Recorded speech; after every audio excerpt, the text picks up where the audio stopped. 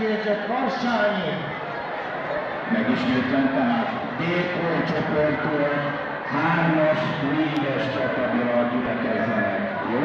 Egyes csapatban győzött Tóth Flórián.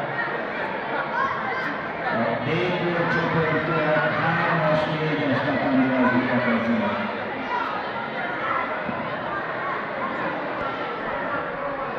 Hajrá, srácok!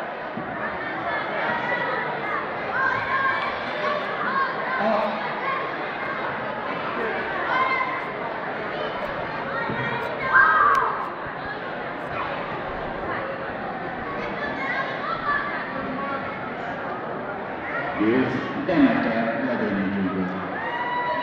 Szép volt, fiúk! Szép volt!